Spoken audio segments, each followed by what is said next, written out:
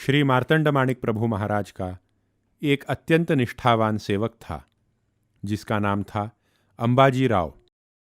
सुबह जागने से लेकर दिन भर श्रीजी की सेवा में रहने के बाद रात को दिया बुझाने तक सभी काम अंबाजी बड़ी दक्षता से किया करता था।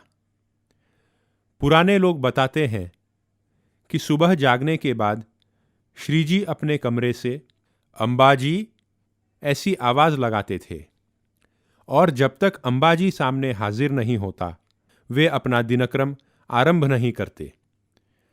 बचपन से महाराज श्री की सेवा में होने के कारण श्रीजी का अंबाजी पर अपरिमित स्नेह था।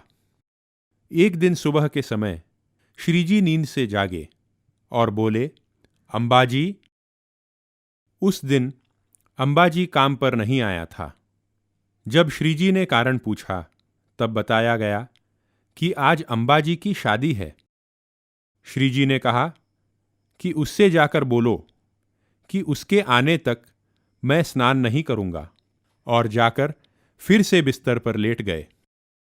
श्रीजी का संदेश लेकर सेवक जब अंबाजी के घर पहुंचा तब वहां अक्षतारोपण का कार्यक्रम अभी प्रारंभ ही होने वाला था। जैसे ही श्रीजी का संदेश अंबाजी को मिला वह हड़बड़ी में लग्नवेदी से उतरकर बाड़े की ओर भागने लगा। विवाह का मुहूर्त निकला जा रहा था। सब लोग उसको रोकने का प्रयास कर रहे थे। अंबाजी बोला, अरे शादी का क्या है, शादी तो थोड़ी देर बाद भी हो सकती है, लेकिन महाराज ने मुझे बुलाया है तो मुझे जाना ही होगा। अंबाजी सरपट दौड़ता हुआ बाड़े में श्रीजी के पास आ पहुंचा। दूल्हे के वेश में सज धज कर तैयार, सहरा बांधे हुए अंबाजी के उस हुलिये को देखकर उपस्थित लोगों ने उसको बहुत चिढ़ाया और हंसी मजाक होने लगा, जिसका आनंद श्रीजी भी ले रहे थे। इस सारे आमोद प्रमोद के बीच बेचारा हड़बड़ाया हुआ अंबाजी अपने कामों में लग गया और श्रीजी का दिनक्रम आरंभ हुआ। स्नान के बाद श्रीजी अपने नित्य अनुष्ठान के लिए बैठे और उन्होंने अंबाजी से कहा, जब तक मैं जाने को न कहूं यहां से मत जाना। इतना कहकर श्रीजी पूजा पाठ में मग्न हो गए।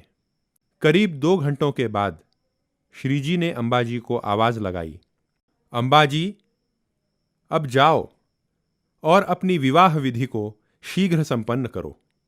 उस दिन शाम के समय अंबाजी का विवाह संपन्न हुआ। आप सोच रहे होंगे, श्रीजी को तो ऐसा नहीं करना चाहिए था। अपने प्रिय सेवक की शादी के समारंभ में इस प्रकार का व्यवधान खड़ा करना श्रीजी को कैसे शोभा देता है।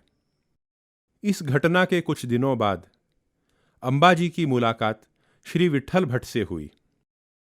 विट्ठल भट्ट उस काल के एक प्रसिद्ध ज्योतिषाचार्य थे और श्रीजी की सेवा में माणिक नगर में ही रहते थे।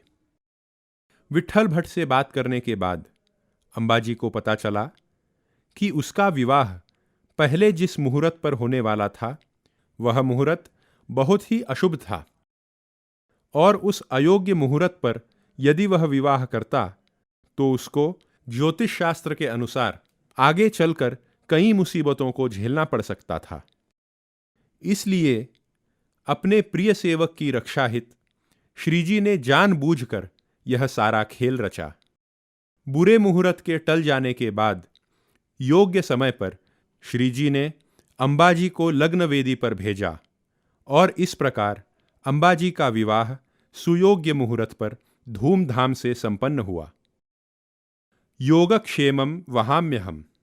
श्रीमद् भगवद गीता के इस सुप्रसिद्ध वाक्य से हम सब परिचित हैं, परंतु वास्तव में अपने आश्रित जनों के योगक्षेम का वहन कैसे किया जाता है, यह हमें श्री मार्तंडमाणिक प्रभु महाराज के जीवन से सीखने को मिलता है।